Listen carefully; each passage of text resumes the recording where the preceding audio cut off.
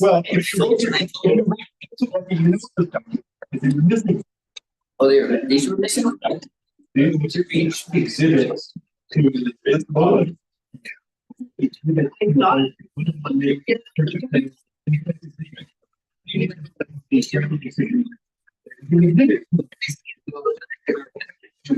There you go. And then I figured so I don't really need the dog, some many loans. And I told at the time my wife was cheating.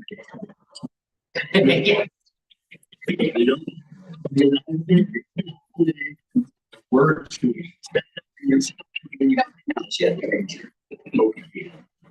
I couldn't get there. You go in to see is somebody else. I think he has since fixed that. Yeah.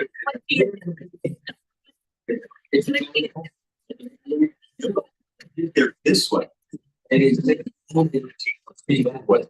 Yeah. And it should be complete paper copies up there as well with the addition.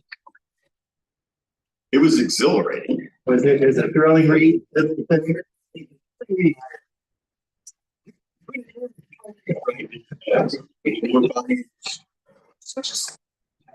5 million dollars worth of fireworks. Yeah. Computer reading.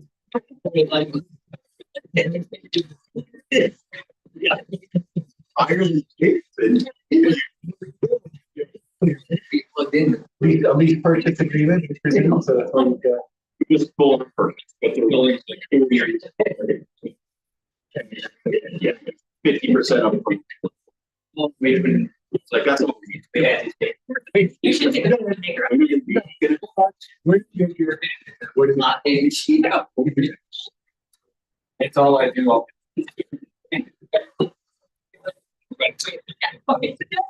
Get into the face stretch. We were going to say it's 4 o'clock.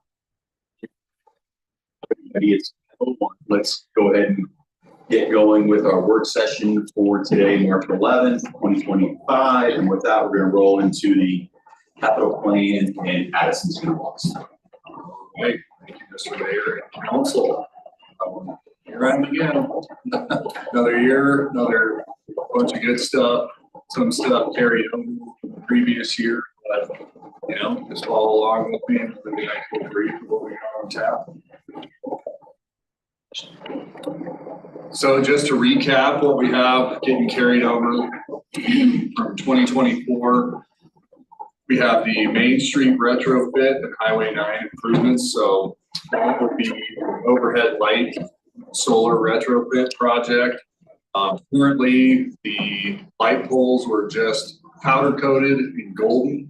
They're getting delivered up here Thursday, so we'll have those staged at the Boneyard over by one of our nice little Connex containers, and we'll be migrating those over to the shop, installing all the hardware, and then sending them on to the medians.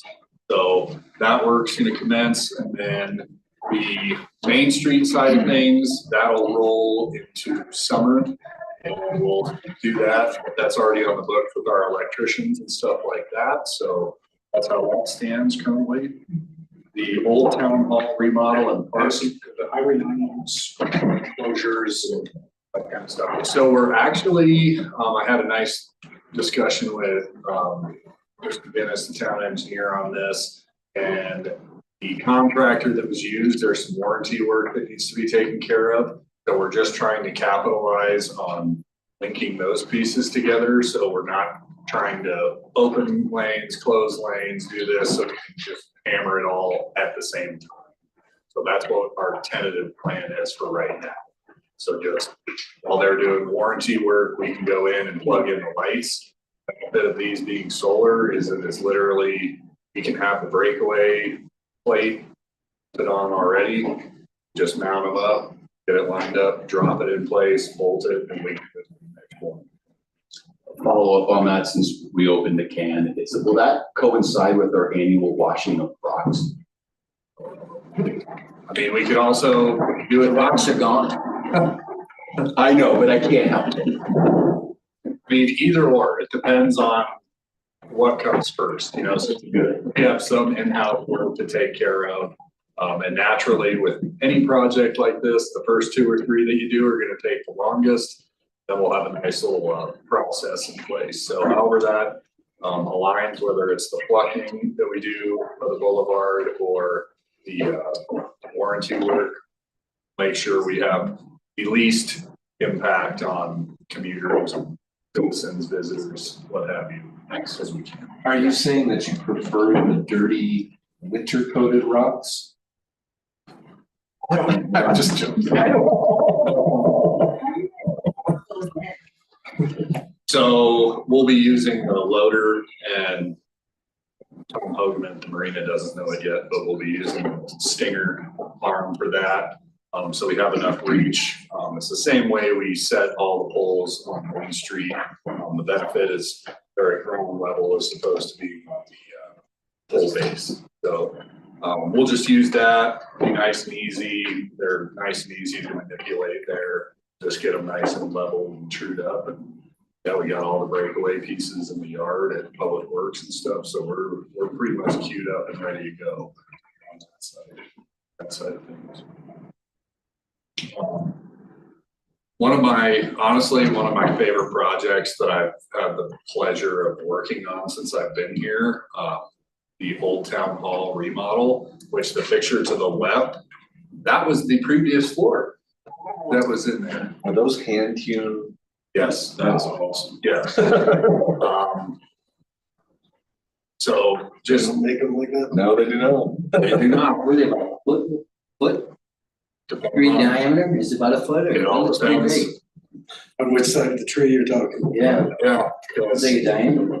You can see probably the closer to where they were bringing in trees, were the bigger ones, and the further they got away, they were like, hey, let's get smaller. Yeah. You know, work smarter. You know, I just wanna touch on this project a little bit because there were some things that came up. This picture being the biggest piece is, you know, we started in the restroom. That floor literally needed a lot of love, and that whole floor got ripped out. Like all of the logs are no longer there. So that was very much needed work because there was gonna be an issue if we just tried to Band-Aid and go along. So, you know, this is one of those things that you encounter in a remodel that it's like, hey, we're here, we're gonna do it right, and I will not be cursed in 20 or 30 years when somebody else has to come in and take care of it. So you pulled all those beams out? All of them are gone. So not only was there that for the flooring, but the building was out of square. So we actually had to fur out some walls and stuff like that, so the actual plan could be made to work. In the restrooms would be the biggest piece, so we could put all the carriers for the plumbing and everything in there. So, yeah, I mean, there's a lot of time, blood, and sweat, and no tears. Everybody's been happy doing this. And what another cool piece to this is that now Rose and her team at the museum have like a little, like, they have a bunch of artifacts there. And what Jess, Holly, and her team will do is they'll have a little display of like, here's what was found during the remodel. So it's been a really cool process to see what's going on in that building and see the actual bones. The drywall is up right now. There's more interior work going, but it's going to be pretty slick. I'm excited about it once we can open it back up to the public.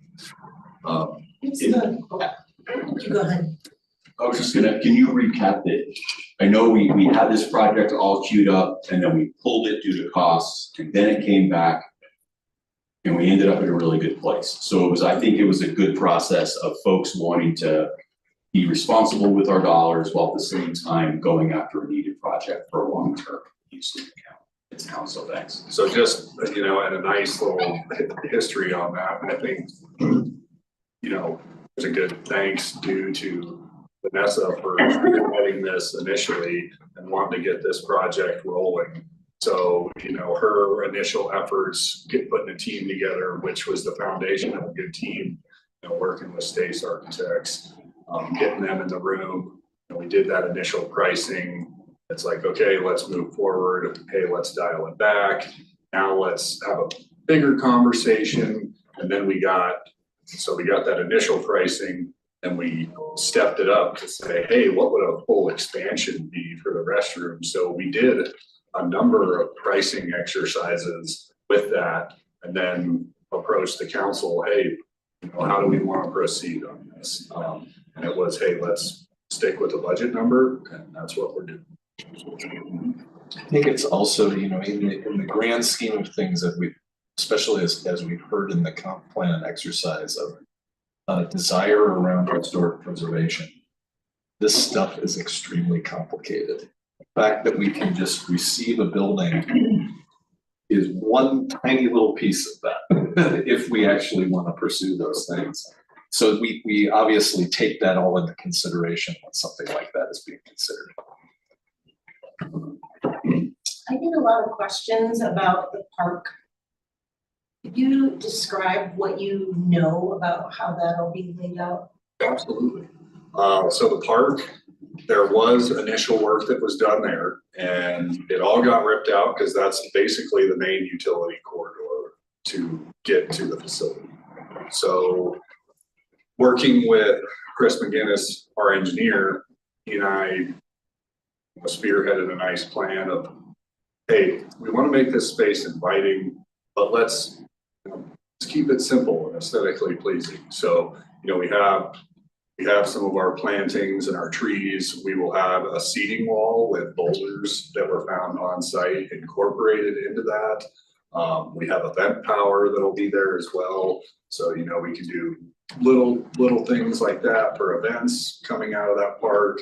The way that seating wall is adjusted, you know, musician could be in there as well, a small band. I mean, we tried to make it as functional as possible. There's going to be some other play boulders back, so some nature play features and stuff like that. Chris and I felt like a good handle on, you know, the feedback that was received from the community and, you know, what the functionality of this park, you know, could be. So where we were at with that is we halted any work because they would have had to, hey, let's build a tent and we can do concrete. And it's like, let's not do that. Let's let Mother Nature on this. So that's why we stopped work there.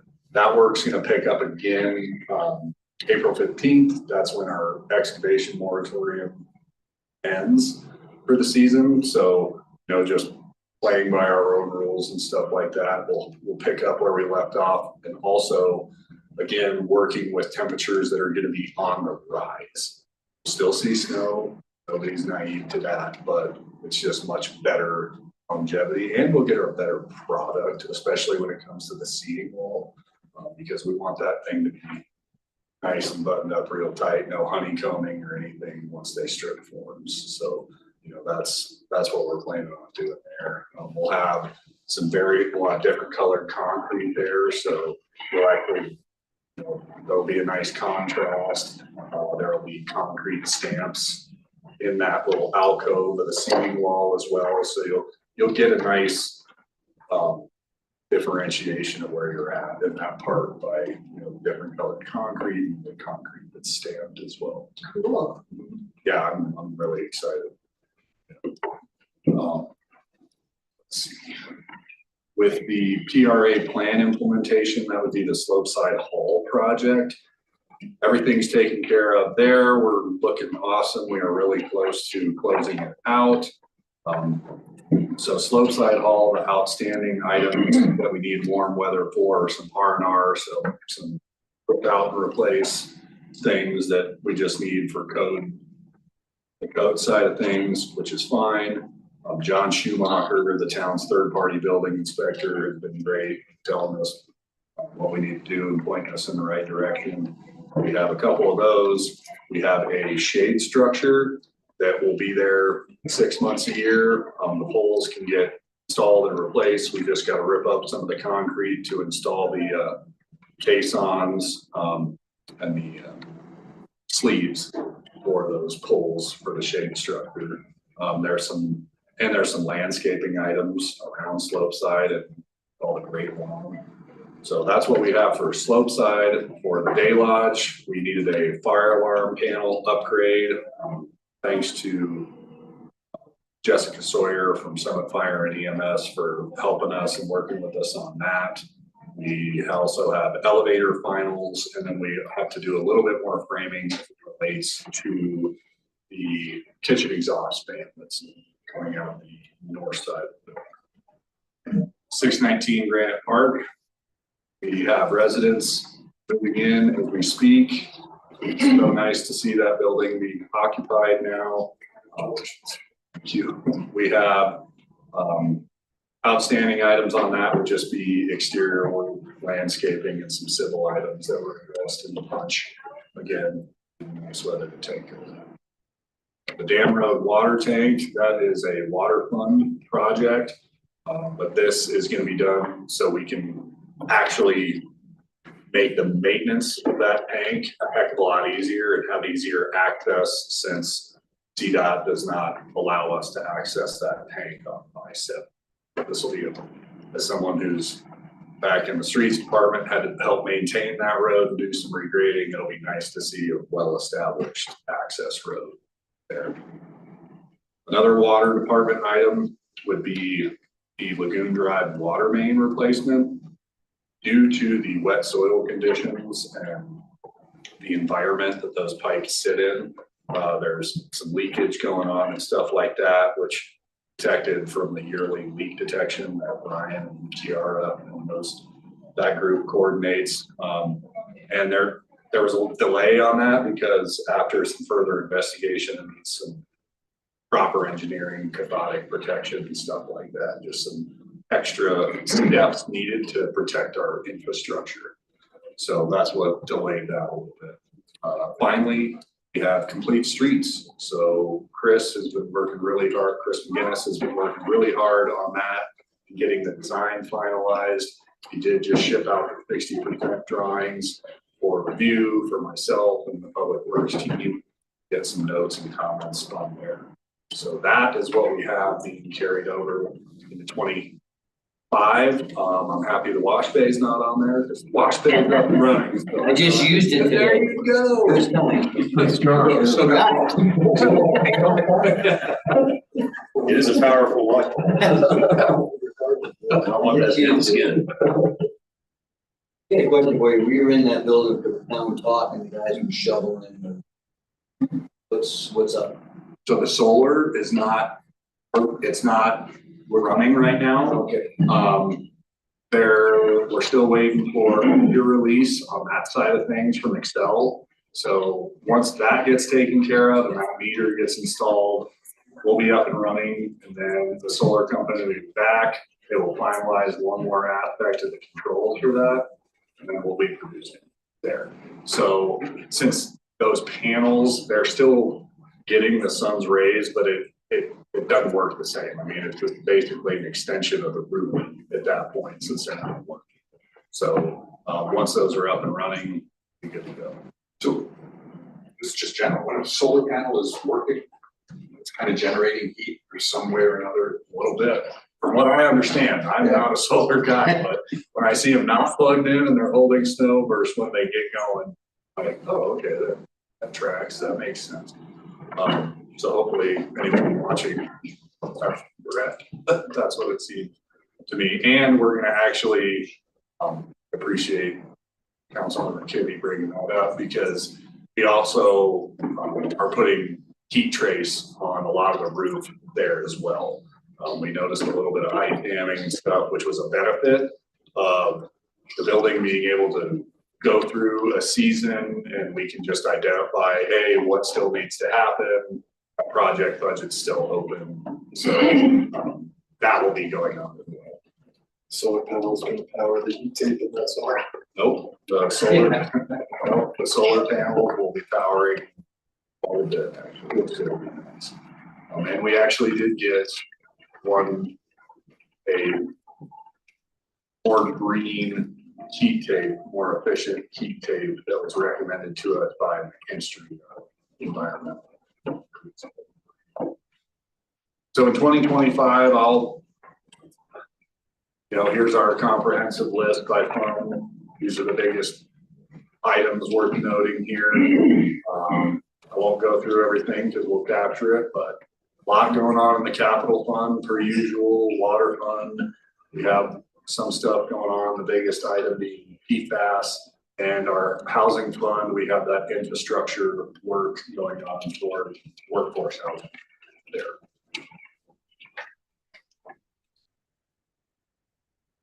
So currently, we are working with McKinstry as our environmental service company. And the great part about working with them is they have sought out tons of grant funding. They have proposed a lot to us. We have what was ground source heat, public building electrification, EV chargers, and facility modifications and upgrades, all those being environmental. Most recent development from the meeting that Leslie and I had with McKinstry last week was the pricing for ground source came back on the higher end from their ROM. So they were proposing to us some alternatives and they were going to research more alternatives on that one. So since we have to make it audible, they're doing a good job of figuring out what those are. What's the ground source heat? So ground source heat pump. So it would basically be drilling wells. Can't exactly remember off the top of my head. I want to say they were 500 to 600 feet deep, and then you just basically sleeve all those in. You do a field of that, yeah. And then you interconnect all of those, and then basically circulate, and you get the residual heat from basically the earth. was geothermal? Yeah, exactly. Okay, why don't we just call it geothermal? It's the new name. Oh, ground source now, it's the new name. Okay. Well, because there's different kinds of geothermal. Yeah. There's air source, there's air source. Okay. It was all geothermal. I never had it called ground source. You'll now hear the term TENS, which is a thermal energy network system, which is ground source heat pump for its utility scale ground source.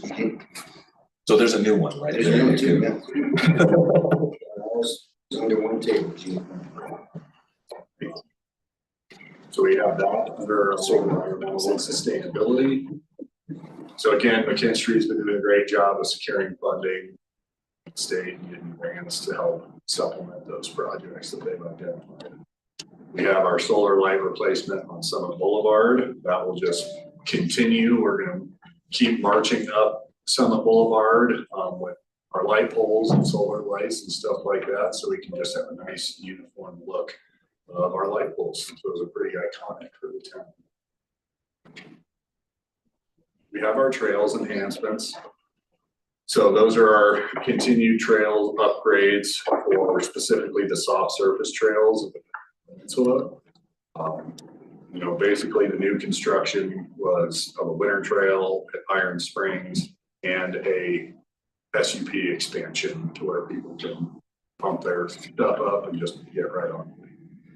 We have our storm system repairs. So this money, yearly maintenance and repairs, it's got to remain ongoing to ensure proper operation. Briscoe does not have a ton of storm system repairs, but again, that we do have, need to make sure we take care of. For 2025 specific, staff has identified the replacement of a falling culvert at the town boundary of Pitkin. So that's what's on the docket there. Addison, where's the new sub construction? Excuse me? The sub construction, SUP, the Oh. award. I am not 100% sure. We're building something new, an expansion of where, And I'm wondering if is it on the dam road? No, it would remain on our property. Okay. you know, and in the leasing area that we have with the Forest Service. So it's gonna be only on our side of the pond, so to speak. So. Oh, Right. well then, okay. Wouldn't be a shame. I guess not. I think it's an acronym for something else. Oh, copy. I was like. Didn't know we were. Lindsay, do you know by chance? A new supplement. What SUP might stand for? If not, that's okay. I think we did one, it's that, I think that's abbreviation for our it's shared use permit. There you go. The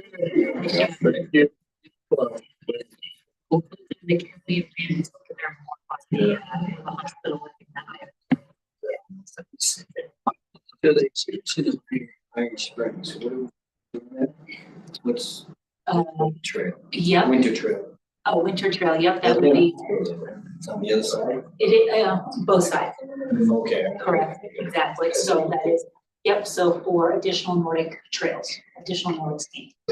And not, On the other side of the highway. I think it's actually on both sides of the highway at this point in time, yep, absolutely, and it's, more with the drag, instead of it being the groomers with the snow, snowmobile and the drag behind, so. Not as pristine as what you would get in Nordic Center, Yeah. but more of that backcountry aspect.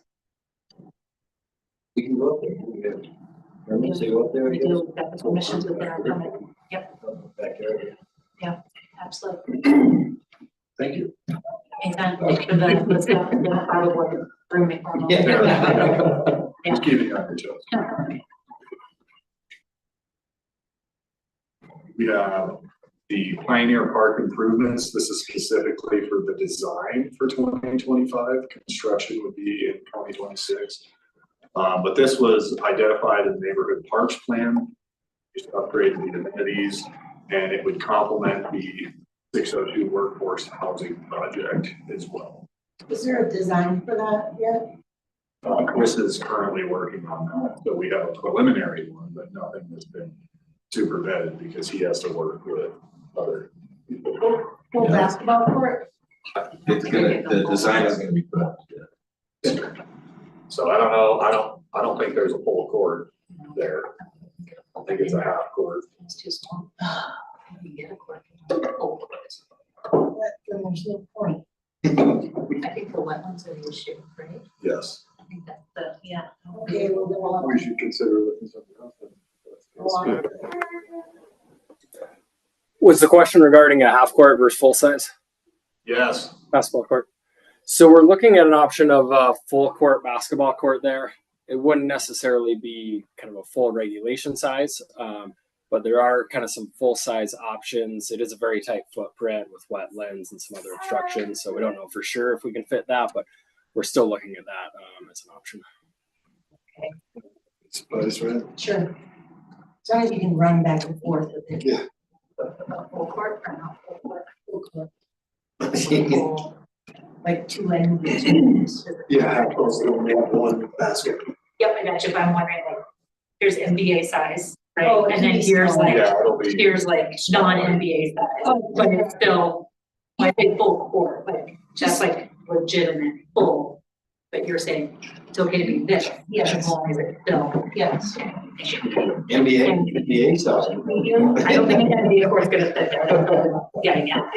Yeah, It means the middle school court will fit just fine. exactly. It means that the wind sprints will be a little shorter. Yeah. Another really exciting project, fiber infrastructure currently that is out to bid. Should be seeing bids come back shortly on that one. There's actually $2 million coming out of the capital fund and $250,000 coming out of the water fund. Because we really need to get water treatment facility locked in and secure with our network. Because right now it's just VPN in, and that is nowhere near as secure as that facility truly needs to be. So that will be really good, and that will get all of the town facilities connected with reliable and high-speed network. That is the first step. You know, we can't help out the community as best as we can until we shore up our own system. So that's the first step. Next, we have our walkability improvements. This is what we see regularly. These are for areas that are, I don't know how the Kid Streets logo is there. These are regularly just identified by staff. We get a lot of feedback from community members, former council members, architects, engineers. We got a good reach out there in the community that like working with us, and they help us identify these trouble spots of where maybe sidewalks just dead end, or we can improve crosswalk or stuff like that. So again, just areas that are missed, need upgrading, can increase the safety, and we can also upgrade signage as well with that. That one's done. That one specifically is done. Yes. Yeah. But the connection of that one, or not right there? That done. It's done. Yeah, finished it last year. That whole intersection's done. Yep. Okay. The whole intersection's done. The recent one, which I didn't have a photo of other than my level, measuring a ADA ramp, was on Meadow Creek right behind Walmart. That intersection there's now an ADA ramp, established crosswalk and stuff like that. So that would be the most recent. Our tech purchases, server replacements were ID'd for this year, in addition to new hardware and public safety technology. So town staff works with our third-party IT contractor, generally, that solid team. So we work together on identifying what needs to be upgraded and shored up. We have our vehicle replacement plan as out regularly, just identifying all the vehicle replacements in accordance with that schedule. Most of the vehicles that were identified on the replacement schedule have been purchased or about to be ordered today. So we're ahead of the game on that one, getting good pricing and delivery of those vehicles. So police vehicle upgrades, this is a new line item for this year. And the great part about this is this will better tell the story of the vehicles in the fleet. Police vehicles, they need a heck of a lot of upgrades after you buy them from the dealership. I'd love to thank Sergeant Robinson on this because he found a great outfit to work with that is just a one-stop shop. You get invoicing for the vehicle, you pay for the vehicle, and then you pay for the outfit. So also it tells a good story there. But this, they just require so much upfitting that we felt it was definitely worth it, because then once it comes time to replace those vehicles, all of that equipment gets stripped out and taken care of. So it's not like you can sell a fully decked out police vehicle. So it might be too early to know this, but since the town started the new vehicle take-home policy, are we seeing an increase in, obviously there's gonna be an increase in service now, but these emergency vehicles do need upgrade all the time, right? There's always service upgrades, there's always technology upgrades. Are we seeing any unexpected increase in costs associated with the take-home program? No. That would be unexpected. No, it's all the same. At this point. Yeah. Is 200,000, is that for 2 vehicles upfit? Nope, that's for all the new vehicles. That's for all the new vehicles. So now you said you take it out, because you can't sell it with it. It does not, the parts that can get reused, Yeah. get reused. Okay, so they're not taking It's it not out. like throw it in the trash bin. Well, I know, that's what I was asking there, they're putting it back in vehicles. Yes, they do reuse what they can. What vendor is that? Utilitac, yeah, they're out of. We ship them to Pennsylvania. Nope, they were already there. The cars are already there. Yep, literally, it is like a dealership for police vehicles. You outline the specs of what you need. They say, okay, cool, we got them on the lot. Pay for them, they roll them into the queue, and then they start getting outfitted. You paint them, decal them. Oh, yeah. The whole shooting match, so it's really good, and I'm excited for officers, because they're excited about this, especially Sergeant Madison. Again, he's been doing an awesome job. We do the same thing. We buy the police package, but then we have to send them out to get them fitted. And right now, In Colorado, we do it all in Colorado. However, we're 8 months out on getting a fit done. Was, you know, I will not name vendors or anything like that, but Yeah. it was just getting to a point where when you purchase a vehicle from the dealer, it gets delivered to this upfitting company, and then it just sits there for, I think one of the last vehicles was pretty darn close to 13 months.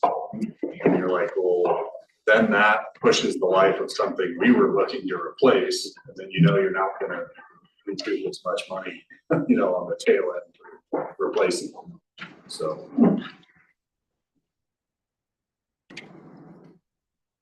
Complete streets. So this is actually a little exhibit for Madison and Granite Street. Just a good note on that is Madison and Granite, that wasn't originally a need. You know, Chris was like, no, we definitely need to put that in there. So, no, and this is great, $12 million, but retreat, you know, we talked about a lot. We talked a lot, about financing and getting this done. Because it is a priority to this council and the community, and the construction is slated to begin in 2026. Is this rec path right here, is that like an extension of the one? It would be very similar to what we have on Yeah. second. Excited. Yes, exactly. So it would be a nice continuation of that.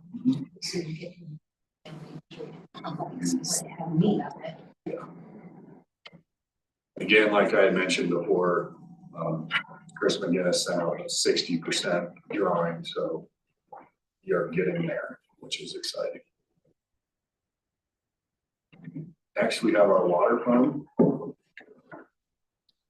So with our water fund currently, we have our PFAS mitigation, which, you know, Chris and Ryan, they've been doing an awesome job of working with our engineers, getting a solution taken care of, looking at other funding sources and stuff like that. So that has been an immensely huge undertaking for that crew. So I commend them for all their work thus far. Basically just advanced treatment at well 7 due to the PFAS that we have identified in that well. So currently, I know Chris and Ryan are in discussions with the state about a possible grant award with that. So more to come on that side of things. Very encouraging so far. for grant. That's great. You'll hear it called a forgivable loan, but we like that term too. Our water tank, Are we still ahead of kind of the other towns? So many towns are facing this. yes, We jumped on it really fast.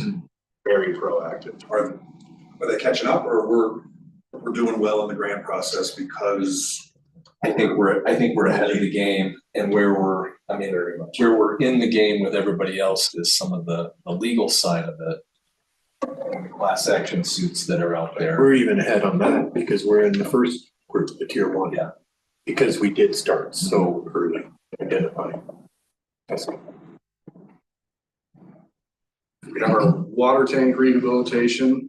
So again, those water tanks are immensely important to our utility, you know, being a utility provider. Very important thing, so we gotta take care of those assets. They do need some work, you know, some coating of the exterior, mixer installation, replace some vents, ladders, you know, safety, stuff like that, tank level indicators, and all associated hardware to meet the current codes, safety codes for those tanks, just to keep extending that life of the infrastructure piece, because those tanks are hugely expensive, brand new. So let's do our best to keep keep those How old is it? intact. 40 years? So the water tank that is, This, the one that's up on the dam. oh, that one, I'm not 100% sure. Actually. Okay. I know, I think I heard that one of them is 50. That's what I recall too. Yeah, the water tanks were constructed in about 1970 and 1980, so around 50 years old. so it's time. So we It's have, not time to put a Band-Aid on it and then 10 years down the road, we're looking at replacing. no, the, They're pretty good steel. the bones are good. Okay. The bones are good. You know, you put the mixers in there, that just helps keep power agitated and moving. You don't want that sitting stagnant or anything like that. Yeah, it's all, everything's good. We have our well aid study and scoping. So that's just to analyze the need, siting, augmentation, of water rights, all of that possible solutions to doing a new well, the possible design. Also to compare what is best for the town, future as it relates to water. This or PFAS mitigation. Construction's currently unfunded, but that's all hinging on the full breakdown of results of the PFAS. So, you know, more to come on that one as well. And again, water being their own fund, they have water vehicle replacements as well. The biggest item on that replacement would be our tow behind diesel generator, which the town absolutely needs because now that we oversee a sanitary sewer service, which would be the sanitary sewer well at the marina that was installed a couple years ago. Water operators actually have the appropriate licensing for that type of facility. So, you know, we need that as a power backup there in the event that the power ever goes out. And then we also need it up at the treatment plant as well. So multi-use thing.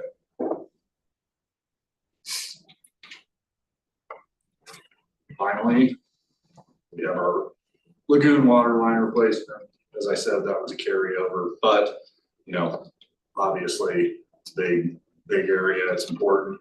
And you know, just a little tricky set of conditions in that part of town. Last but certainly not least, we have our housing fund.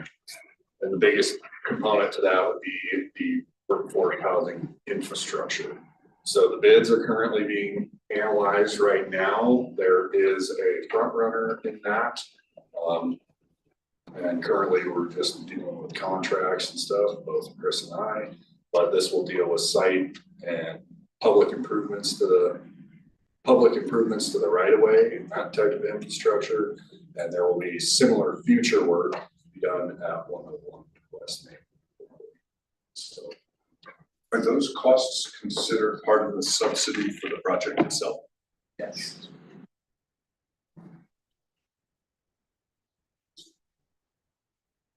So that is what I have. You know, one thing I did leave out was the marina, but the marina has their standard plan. You know, replacing some pontoons and certain things that need to be taken care of on that side of things, but nothing critical like we've seen over the past couple of years down there with the lawn and stuff like that. But that, in a nutshell, is what we got going on down the pipeline. Presentation is. Thank you, appreciate it. Is it manageable? What we write out, it's just 22. Just 22 projects, that's easy for us. Like 2 years ago when we had the backlog. Yeah, that was a fun year. What was your peak amount during that time? Like 30. Projects.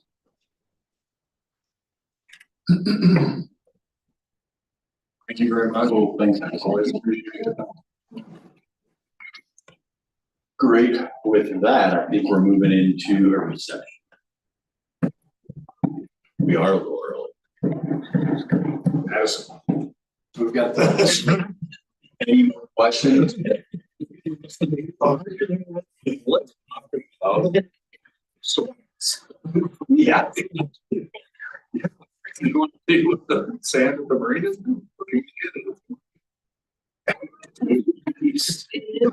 Yeah, I had a sand sample, but that'll look at for the.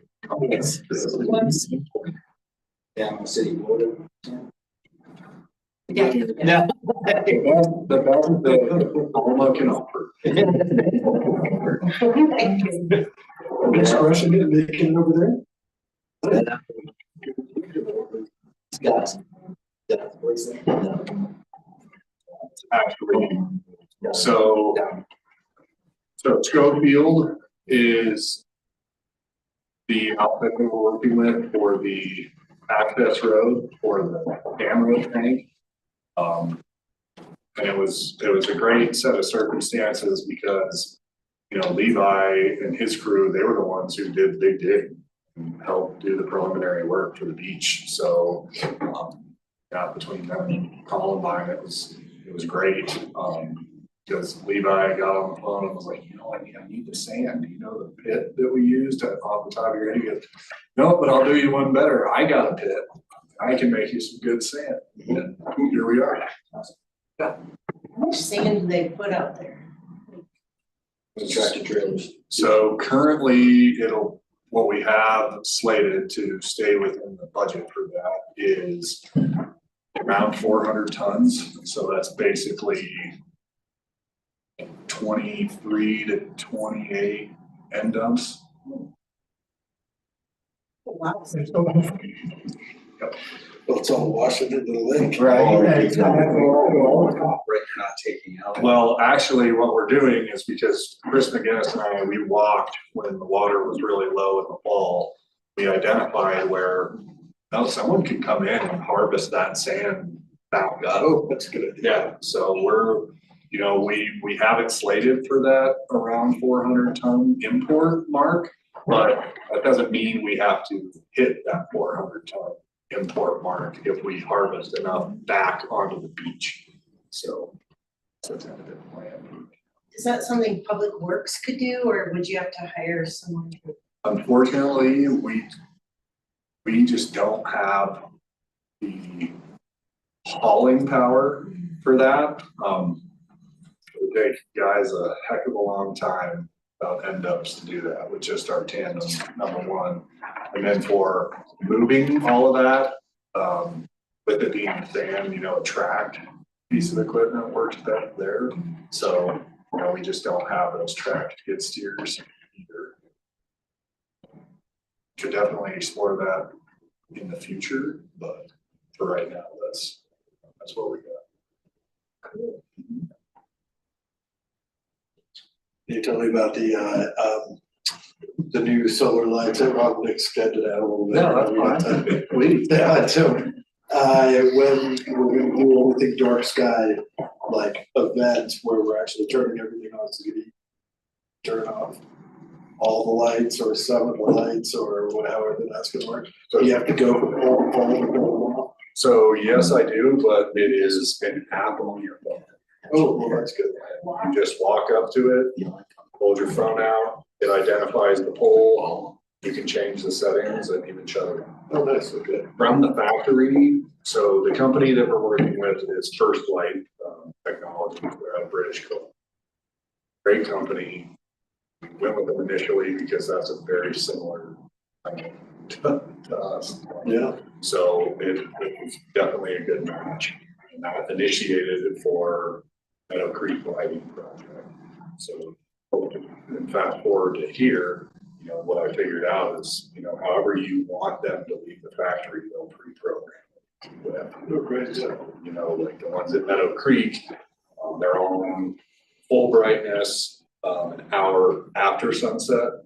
They get kicked down to 30% power that next hour. Then they actually go off and they're motion sensing lights. So when someone goes, you know, safety and security was the main point of that project.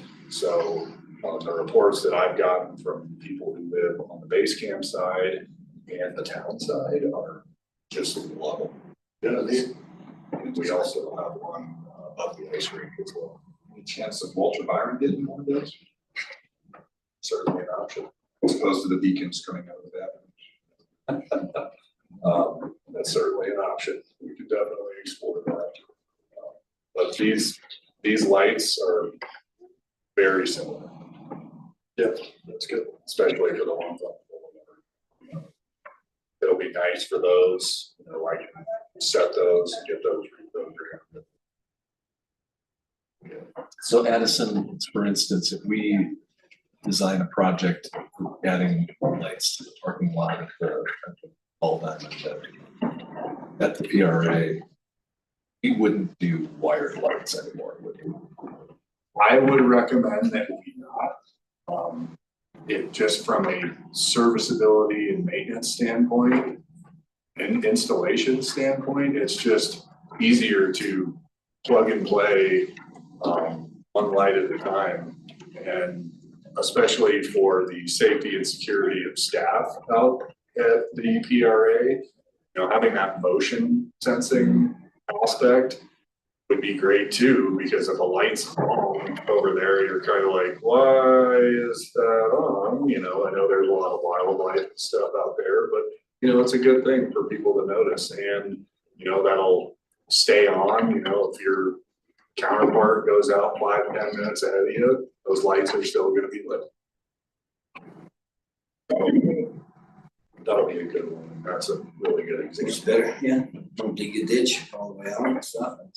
Should save some money. All it is just plop a case on it and go. Do you operate in a CRM for all of these projects? Like, do you have any place, or are you in a spreadsheet, or how do you do that? Like, cause if I could suggest, I'm sure Vail is also using MaintainX. Look into a Copper Mountain uses it for all their facilities. Oh, like their app, like an asset management. Yeah, software. yeah, it's actually unbelievable how much time it can save you. Because what can be put into the program is unreal. And you can look at any sort of volume that you needed. It was suggested to me by Brand Duke at the Copper, and he's in charge of all that stuff. Every time I see him now, he's also like, it keeps getting better. Wait, there's more. Wait, there's more. I've known Graham for a while. I used to ski with Jack. Oh, nice, Down yeah. in the park. Nice to see you. And what was the name of that? MaintainX. Name change? Indiana Jones. Yeah, Cool. Thank you so much. Jim Teston says Vail's using it too, and you have to be in there. We got time to hang I out. know about it. Yeah. We think, since we scheduled it for 6:15, probably got some guests coming in, so. So keep talking, what do you say? Well, you can keep talking, or we could just take a break. Yeah, we're gonna Heat it up over there. Are we staying here? Are we gonna move over there? Like, Your next step after the reception will be there. Yep.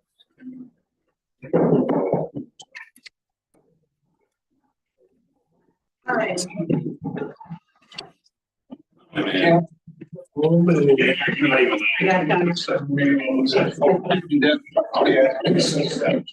nice. Good. be a citizen, gotta be a citizen, that's new.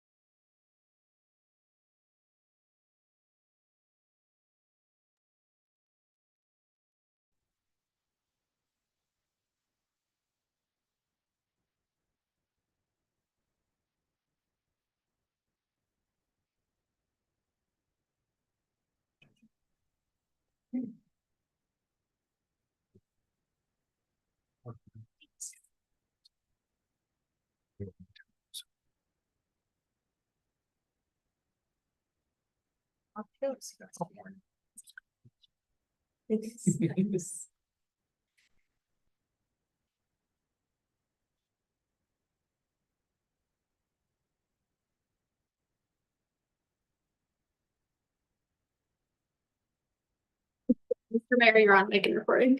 Great, thank you, Stacy. With that, we'll call to order the regular meeting of the Frisco Town Council for March 11th, 2025. And with that, let's start with a roll call. Howell. Here. Helms. Here. Incan. Here. Scripcheck Adrian. Here. Aronson. Here. Kibbe. Here. And Halenko. Here.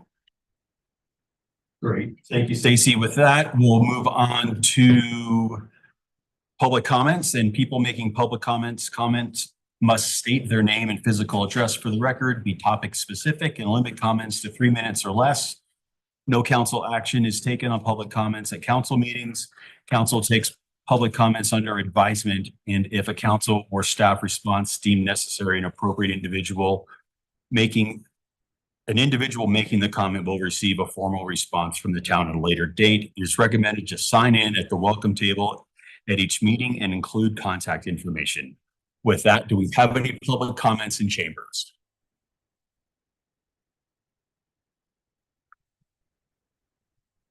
Good evening, Alex Beach, 408 Second Avenue for 5 more weeks now. So you guys are almost done with me because I won't be a resident of Frisco anymore. It's nice to see some other citizens showing up. Normally, I'm the only person here every week coming to make a comment and participating in my town government. Perhaps you should offer cake bi-weekly as well, and people might show up. So what have I gotten for being the only person that ever shows up to participate? For loving my town, for desperately wanting help from my government, for my civic participation? Well, apparently that's been discrimination and harassment from town staff and from council.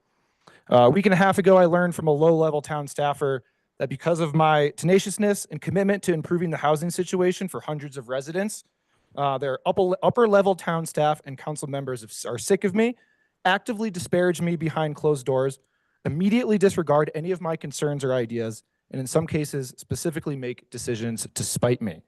Okay, so if I'm hearing this from low-level town staff, it tells me it's pretty widespread. All right, this is how the town of Frisco treats its most vulnerable residents who are coming to town to try to ask for help. It is unethical, immoral, and illegal. All right, I sent an email to the mayor and the town manager on March 1st about what I'd heard, and I've had no response, no apology, no denial, nothing. All right. Fast forward to yesterday, there's another housing lottery. There were 173 entries in the housing lottery. I got 173rd, right? That's the 3rd time that I've gotten dead last in a housing lottery. The highest I've ever gotten is 4th. All right, statistically, you have the same chance of getting any specific position in the lottery. Now, yet I've gotten dead last 3 times. And so I've asked many times to get some transparency on this lottery system, because it is the life or death for so many residents in our town. And I've been told by the Housing Authority and the town of Frisco that it is a secret. It is being run by an independent third-party company who's out of state with no local ties, so it can't be influenced. And they want to keep it that way. They don't want to give it information out to the public. But just trust them that it's fair. Okay? So I'm supposed to trust the same government that so thoroughly despises me that even low-level staff members are familiar with how much I'm despised in town. Okay, well, I did a little muckraking, and I think the people have a right to know who's determining their future in town. The company that runs the housing lotteries is called Public House, and it is run by a man named Franklin Joyce, who, wouldn't you know it, lives right here in Frisco. Okay, so we're being told that there's a company out of state with no local ties to the community, and sure enough, it is being run by a Frisco resident. Okay, so we're being lied to by the Housing Authority and lied to by the town of Frisco, who is running our housing lotteries and how things are being allocated. Okay, so just trust the government. It's totally fair, right? Right, the people of Frisco deserve better. Right, we shouldn't be lied to, and we shouldn't be disparaged behind closed doors by our representatives. Okay, and as an aside, I'm constantly being told that the waitlist system would be hard to implement if we went to allocating our housing via waitlist versus lottery. Well, I looked up some of the Public House's products on their website, and they have a waitlist system already built out. You could be using that. You're already paying them to run the lottery. So why don't we just use the waitlist system that they already have? All right, so what's the next excuse? And welcome to you guys. You'll be seeing a lot more of me. Any other public comments in chambers? Any public comments online?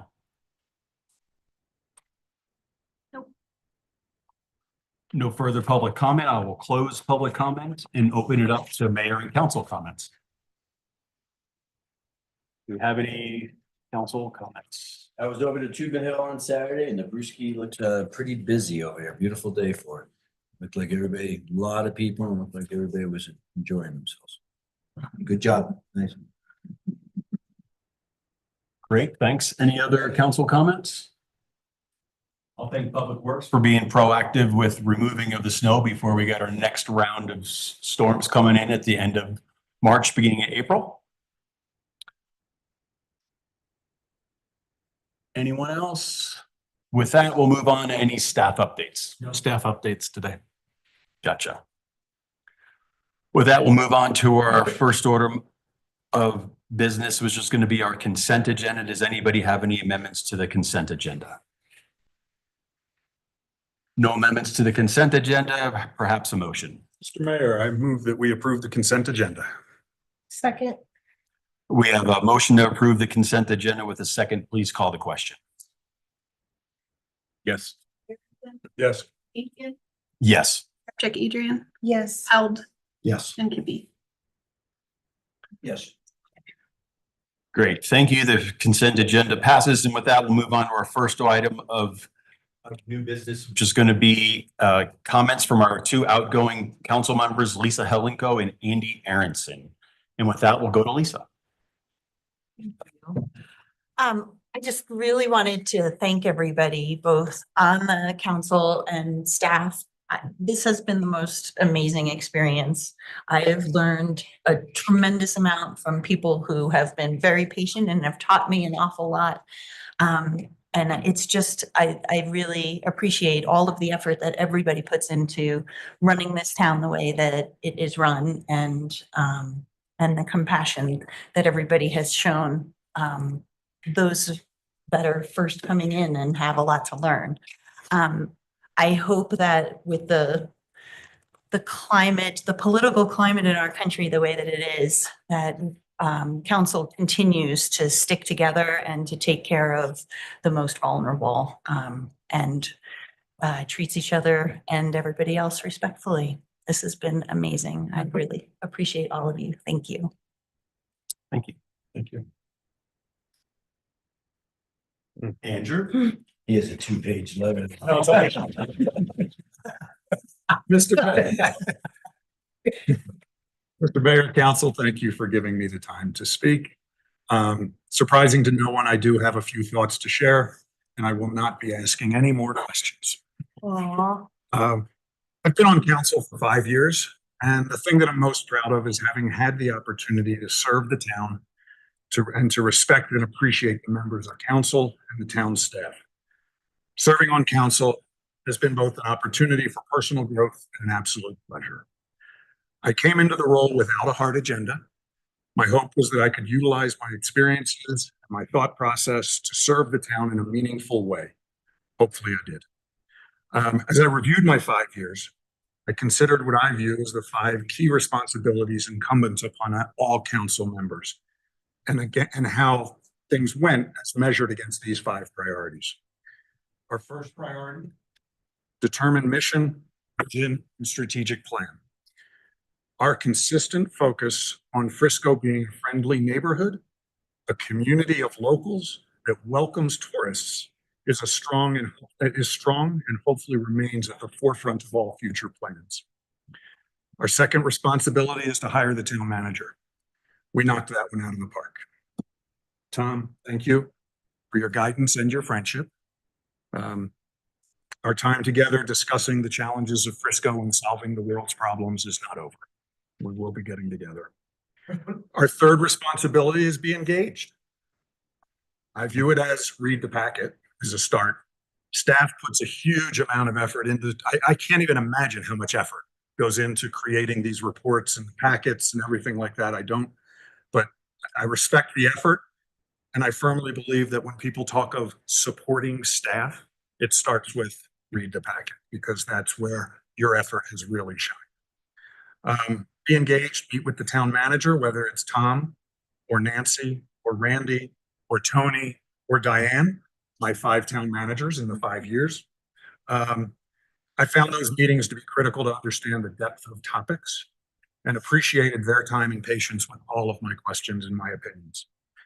I also think our job as being engaged is making informed decisions. If the information is insufficient to feel comfortable making a decision, I felt incumbent asking for more information. So I apologize to those who I overburdened with my questions, but it was all so that I could be comfortable making decisions. Our 4th obligation, maintain legal and ethical obligations. Thad, thank you for guiding us and protecting us from mistakes that would have led to challenges in that area. I'm happy to say, contrary to one man's junk, I have never experienced anything that looked, smelled, or felt like an ethical or legal, even approaching the line of crossing that line. I've just never experienced anything other than solid integrity in this community, in our staff, and our fellow council. So thank you. And Thad, another note, I do enjoy our geeky lawyer conversations.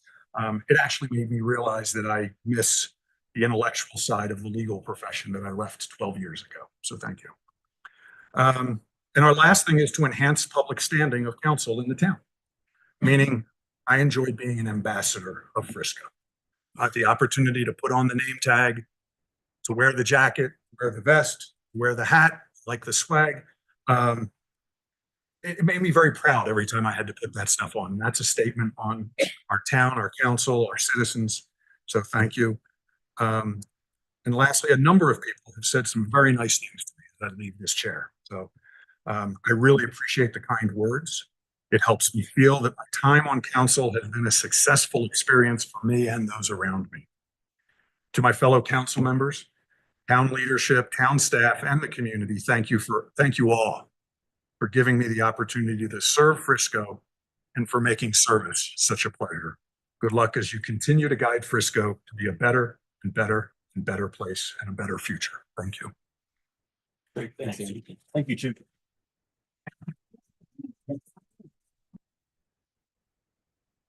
Made it through.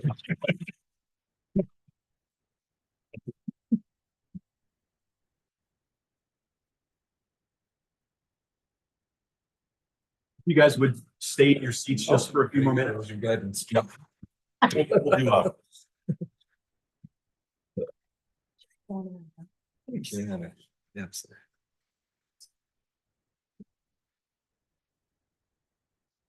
With that, we'll move on to our next order of business. And if you don't mind just hanging out for a few minutes, and we'll just swap out our seats. I wasn't planning to leave the room. I just thought I'd leave the chair. Understood.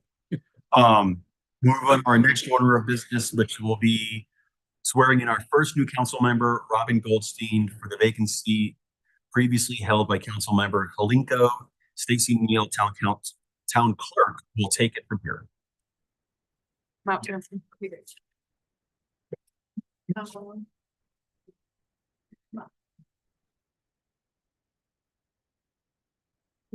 Get right off. You want to stand over here and you'll actually face me and raise your right hand. And you're just going to repeat after me and I'll go slowly. Okay. I, Robin Goldstein, do solemnly swear that I will support the Constitution of the United States of America. That I will support the Constitution of the United States of America, The Constitution of the State of Colorado. the Constitution of the State of Colorado, The laws of the State of Colorado. the laws of the State of Colorado, And the ordinances of the town of Frisco. and the ordinances of the town of Frisco. I will faithfully perform the duties of the office of council I will faithfully perform the duties of office of council member upon which I am about to enter upon which I'm about to enter to the best of my ability. to the best of my ability. Congratulations. Yeah, and you're just gonna sign that.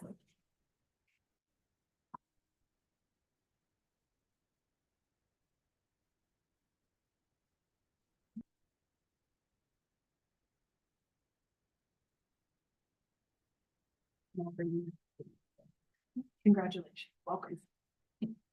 Thanks, so just grab your seat. Once we're done with Zach, we'll just swap everyone out. Okay. With that, we'll move on to our next order of business, which is going to be swearing in our next council member, Zach Ryan, who will be taking the seat vacated by Andy Aarons. That's right. Take your time. Up and through your hands, raise your right hand and just repeat after me. I, Zachary Ryan, I, Zachary Ryan, do solemnly swear do solemnly swear that I will support the Constitution of the United States of America, that I will support the Constitution of the United States of America, the Constitution of the State of Colorado, the Constitution of the State of Colorado, the laws of the State of Colorado, the laws of the State of Colorado, and the ordinances of the Town of Frisco. and the ordinances of the Town of Frisco. I will faithfully perform the duties of the office of Town Council Member, I will faithfully perform the duties of the office of Town Council Member, upon which I am about to enter, upon which I am about to enter, to the best of my ability. to the best of my ability. Congratulations. Welcome.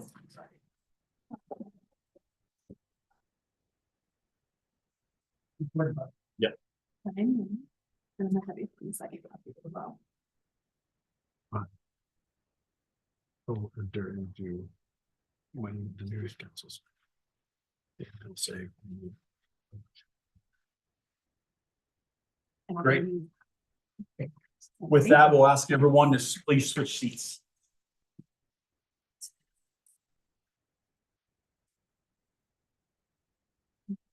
The mess.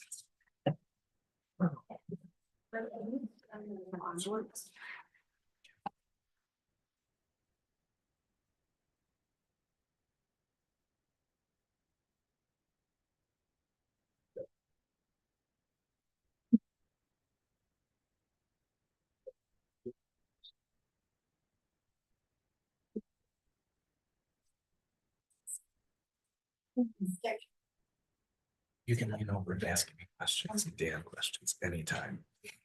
Anyone's true. Yeah.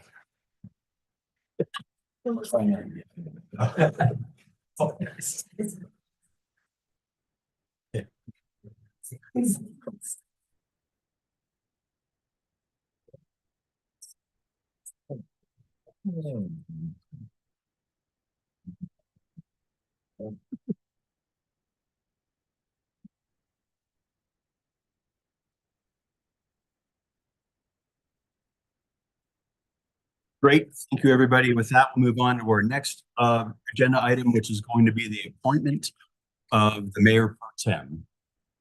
And with that, we'll turn it over to Stacy just for a little bit of legalese, and then I'll ask what's. Yeah, absolutely. So our home rule charter says that we need to have a mayor pro tem. And because Councilmember Aronson is now not an active council member, we need to appoint a new one. This person will serve as mayor pro tem until through the next election, basically, in 2026, the next regular election. And so you all just need to have a majority vote in order to make your selection. So a motion, second, then a majority vote in order to successfully appoint a mayor pro tem. And your mayor pro tem is basically someone who can fill in and officially perform mayoral duties if Mayor Inkton is unable to do so. Most commonly seen as you would have to run a meeting in Mayor Inkton's absence. But there are some other duties as well, like signing official documents and things like that. But any questions, let me know. Hopefully that kind of just gives a little bit of basic information. That's great. Thank you, Stacy. With that, gang, I just want to acknowledge the healthy discussion we've had over the last 2 weeks about this next appointment. And with that, I would see if we have a motion.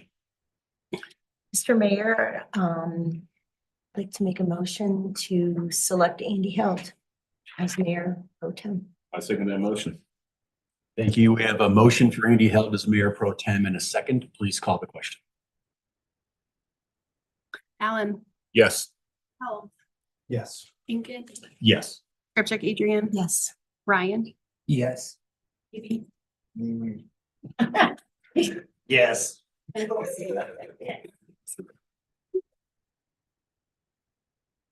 Great, thank you. And with that, Andy Held will be our next mayor pro tem. Thank you.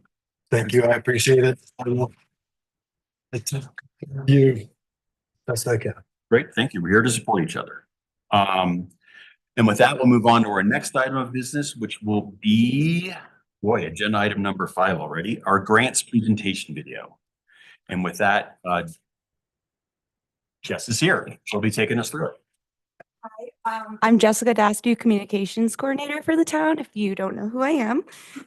So we have done a grants award presentation since 2022.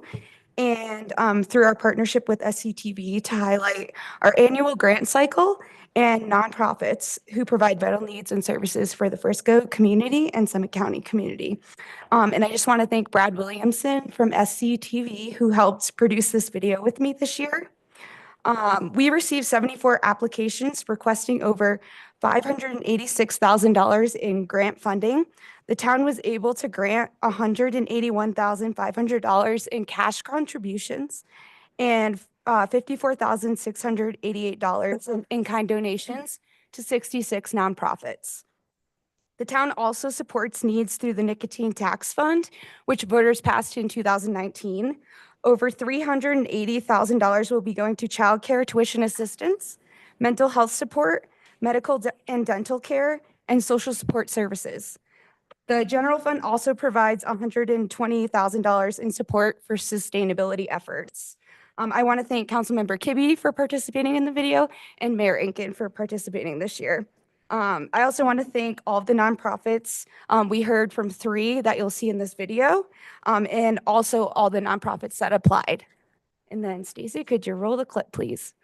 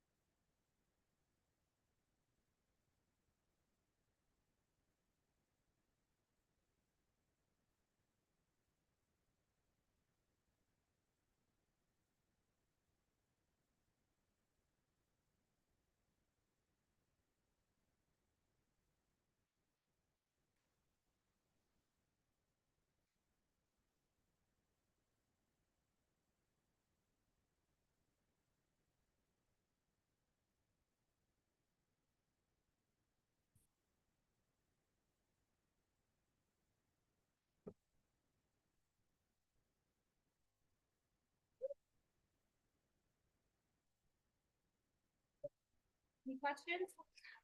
Awesome. Did you, Rick, did you have some, they put makeup on? You look really good in that. I think they call it glisten. Glowing. Glowing. Thanks, Jess. Thanks, everybody. With that, we'll move on to our next item on the agenda is agenda item number 6, first reading of ordinance 25-01. An ordinance authorizing the purchase and sale and leaseback agreement between the town of Frisco and the NHPF West Main LLC for a property located at 101 West Main Street for the purpose of an affordable housing development. With that, we have James. Thanks. Good evening. My name is James Gorham. I'm the Economic Development Manager for the town. As the mayor stated, we have a purchase and sale and leaseback agreement with the NHP Foundation for the property located at 101 West Main. So roughly in 2023, the town started working with the NHP Foundation in regards to an affordable housing project on the property. In our efforts to help fund that project, the town reached or applied for a grant through CHAFA, which is the Colorado Financing Authority, Housing Authority, for a $5 million grant to assist in purchasing that property so that we could then lease it back to NHP so that they could build their project. So we're helping build that capital flow. Excuse me. So the project, like I said, began in 2023. We've applied for LIHTC funding, which is low income housing tax credits. We're on our second round of that, but we applied for that in February, and we're hoping for an answer in May in regards to what that'll look like for the project. So in order to work through this project, like I said, we're gonna have a purchase and sale and leaseback with the company. So what that entails is a ton of documents that you have in your packet. So basically what this is in association with that $5 million grant that we received. So we are working with CHAFA to have and to process that. We have to fill some obligations with CHAFA, such as a restrictive covenant. There's grant agreements that we have to apply, or excuse me, that we have to finish. And I'm screwing this up. Doing a good job. So basically there's a grant agreement that we have to work through. And that'll be placed on the property. And that is something that is a mechanism for CHAFA to regulate how we spend those funds. And then there's also the covenant that will go on top of that, that will restrict what we can put as rent on those units. So the LIHTC doesn't allow us to go any higher than 80% AMI. So there's a mixture of different income levels that will be associated with this project. And for detail, I'll go to that. Sure. Julie, I would like to state for the record that you have been, or you were provided at your seats as you came into the council meeting today, 2 supplemental documents, this particular packet item. The one of which is the grant agreement between CHAFA and the town that provides the $5 million grant to the town. The other document is the restrictive covenant that James mentioned that the town would apply to the property. Apologize for the late arrival. CHAFA had some last minute changes. We have made them. We're now in agreement on these documents. These documents that have been are exhibits to the documents that are in your packet right now. Each of these documents acts as an exhibit to the purchase, sale, and leaseback agreement. And each of these documents also acts as an exhibit to the ground lease agreement. Stay with me here. That is itself an exhibit to the purchase, sale, and leaseback agreement. In a really quick nutshell, it took me a minute or two to wrap my head around this deal as we first learned about it. NHP owns the property right now, but anybody could own the property. It just happens to be NHP right now. Through a $5 million grant, the state, CHAFA, is allowing us to purchase the property from the developer, immediately put a restrictive covenant on the property that limits it to 80% AMI. You have the terms of the limitations in your packet. But we buy the property from the developer. We immediately put the covenant on it, restricting it to affordable housing units. And then we lease back under a long-term ground lease, the property to the developer that just sold it to us, except we lease it back for $1 a year. So what have we done thereby? We've put $5 million into the deal, right? We've provided 5 million of the, what is referred to as the capital stack that is necessary for acquisition of the property, planning, and ultimately development and construction on the property. So that's the nature of the deal, is a purchase, sale, and leaseback with the state bringing $5 million in and the purchase, sale, and leaseback being the mechanism by which you get the $5 million into the project. And with that, I'm happy to answer any questions. There will be a second reading on this. So again, I do apologize and don't expect that anyone has had time to go through either the grant agreement or the restrictive covenants. In many ways, grant agreement and the restrictive covenants is the meat of the matter as far as the town is concerned. The rest of it is, I won't say it's mechanical, but it is somewhat mechanical, right? This is the substance of the limitations, what it is the town is agreeing to, the ways in which the town is agreeing to use or arrange for the use of that property to meet the requirements of the $5 million grant. And with that, happy to take any questions.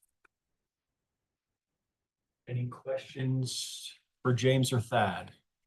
In case everyone wasn't counting, it's over 200 pages just for this one deal, plus these extra documents.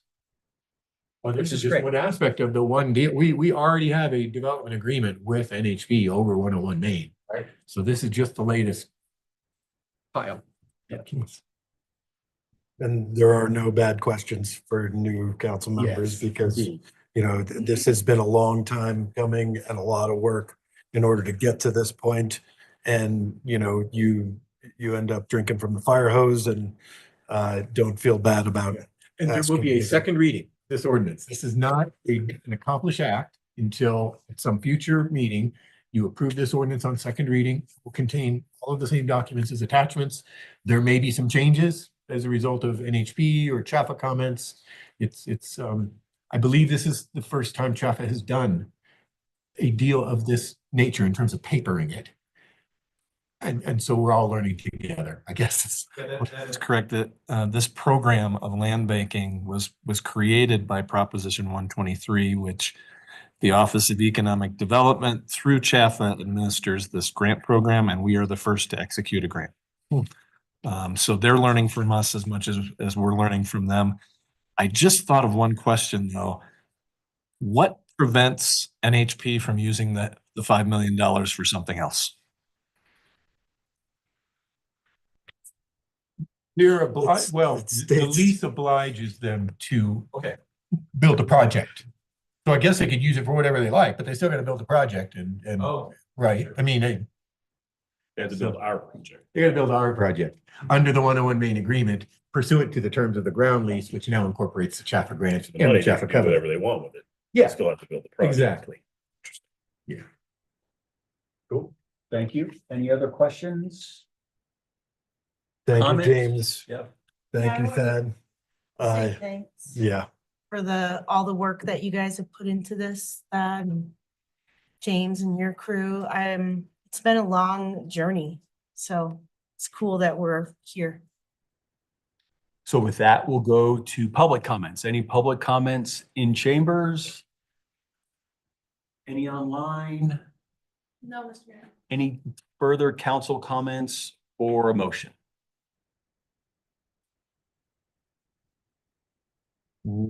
Mr. Mayor, I propose that we approve the first reading of ordinance 25-01, an ordinance authorizing a purchase, sale, and leaseback agreement between the town of Frisco and NHPF West Main LLC for property located at 101 West Main Street for the purposes of an affordable housing development.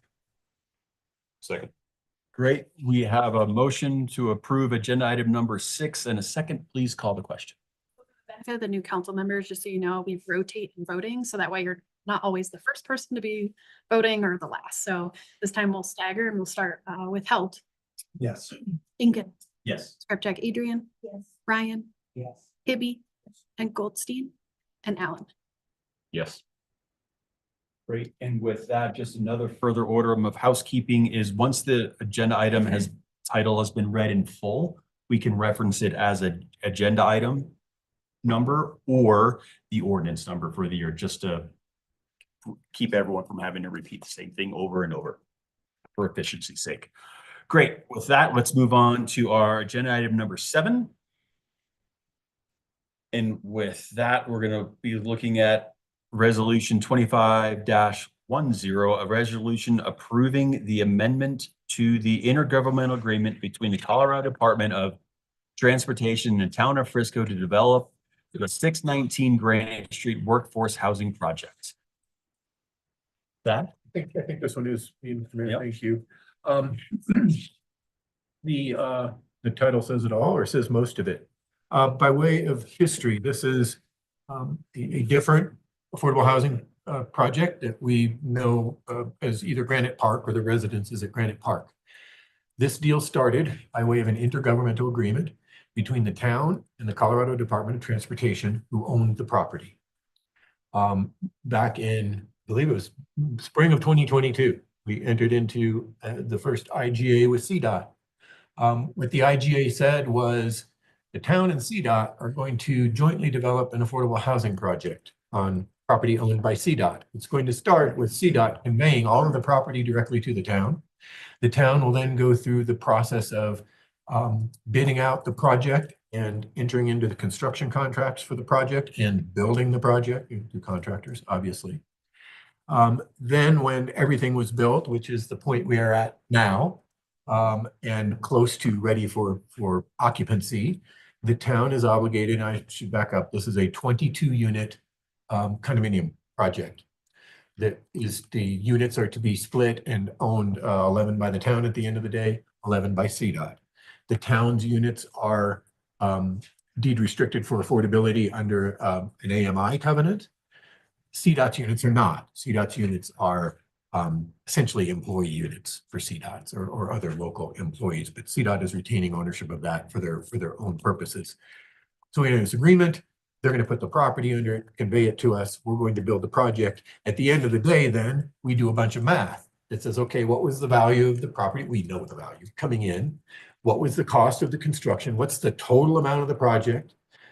How much, and we split it half and half, right? 11 units each. So how much is the town's responsibility? How much is CDOT's responsibility? With the idea, not the idea, with CDOT owing us a bunch of money, right? We built the project.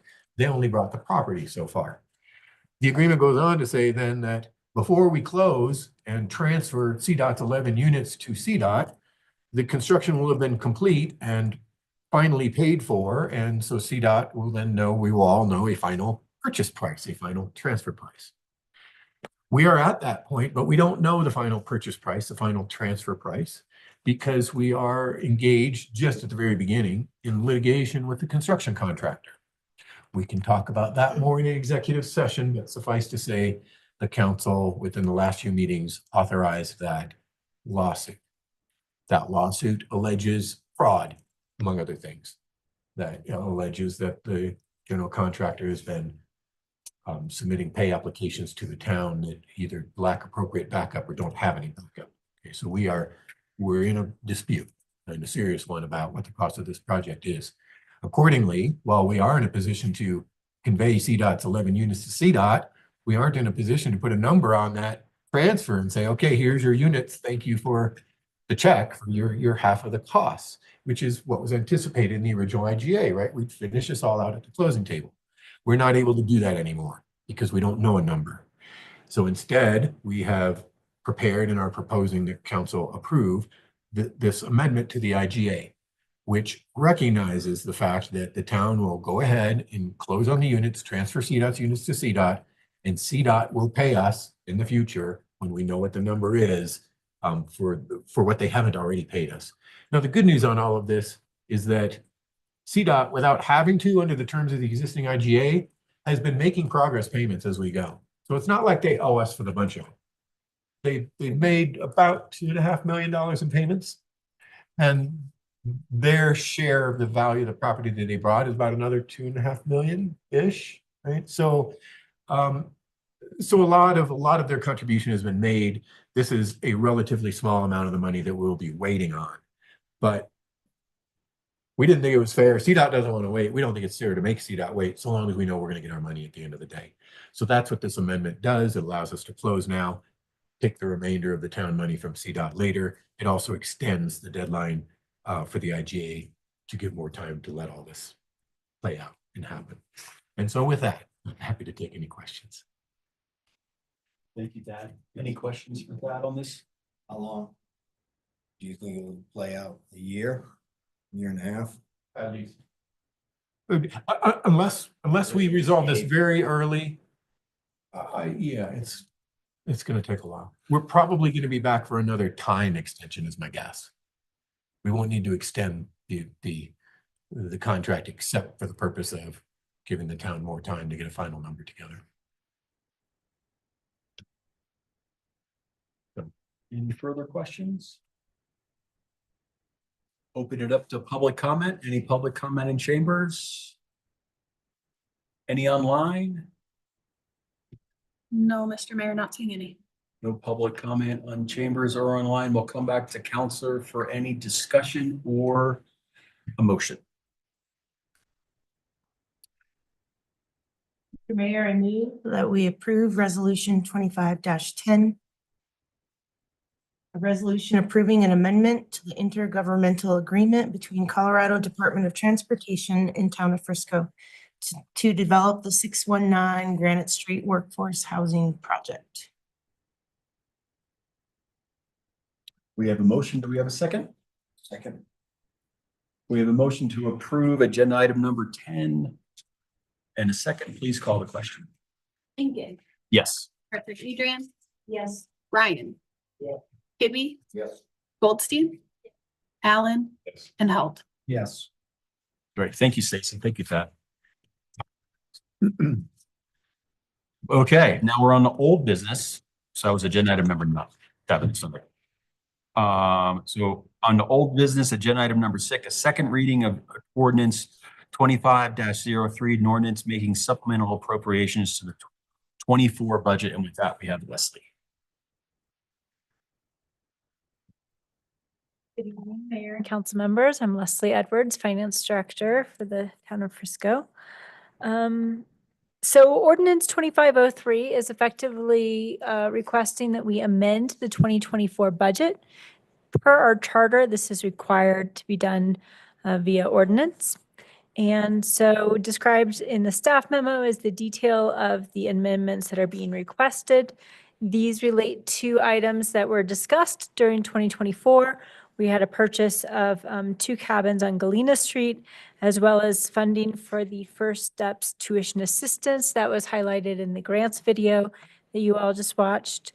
And that program funds tuition assistance for birth through preschool here within the county, as well as a grant to the FERC for food insecurity, which was also highlighted in the video. The total of these appropriations is $2,252,853, and staff recommends the approval of this ordinance. Any questions for Leslie? No questions, Leslie. Thank you. With that, we'll go to public comments in chambers, public comments online. Not seeing any online just yet. Thank you. Back to council for any discussion or a motion.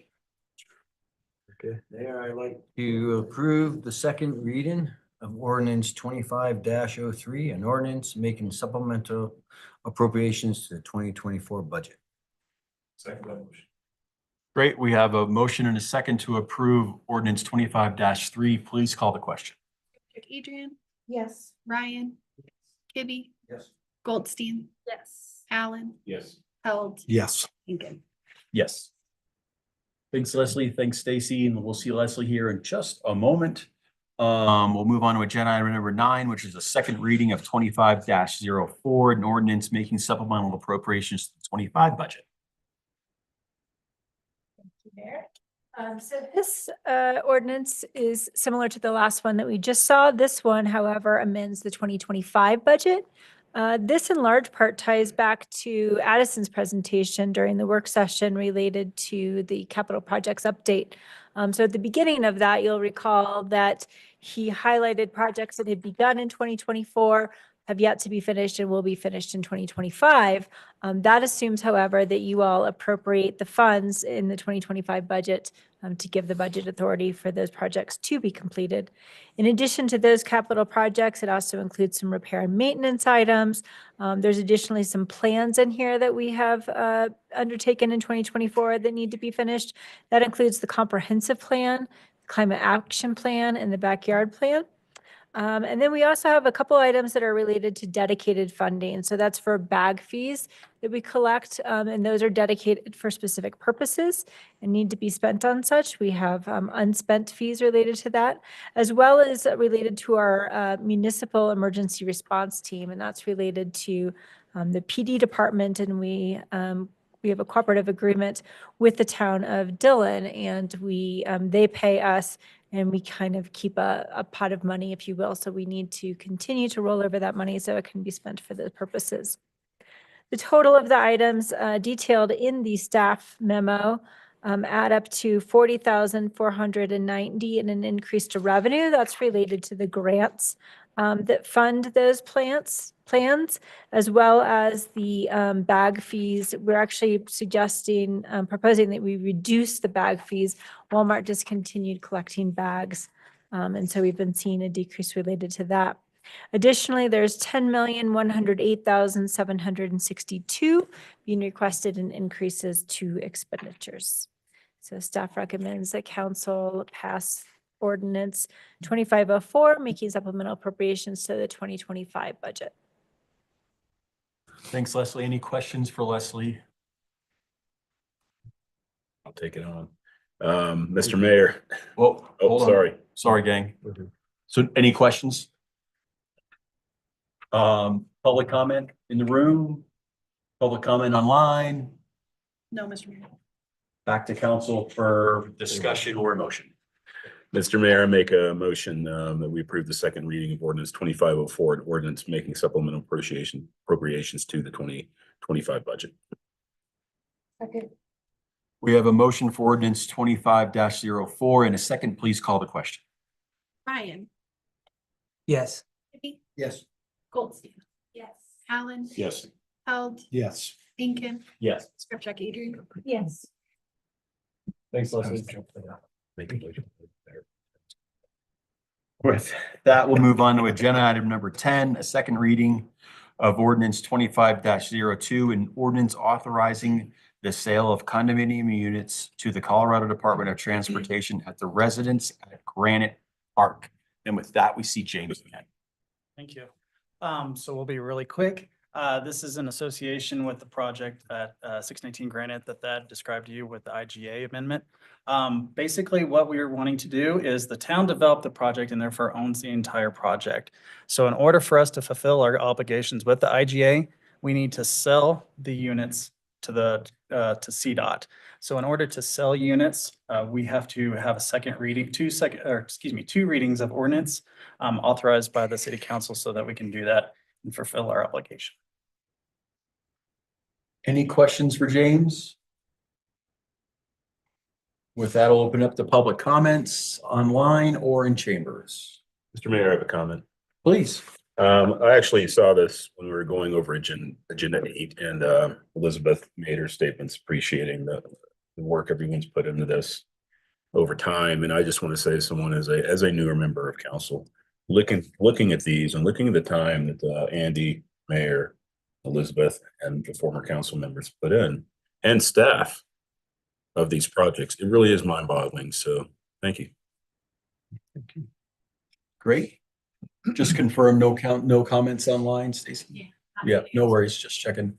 So then back to council for any further comments or a motion. And you only need the number.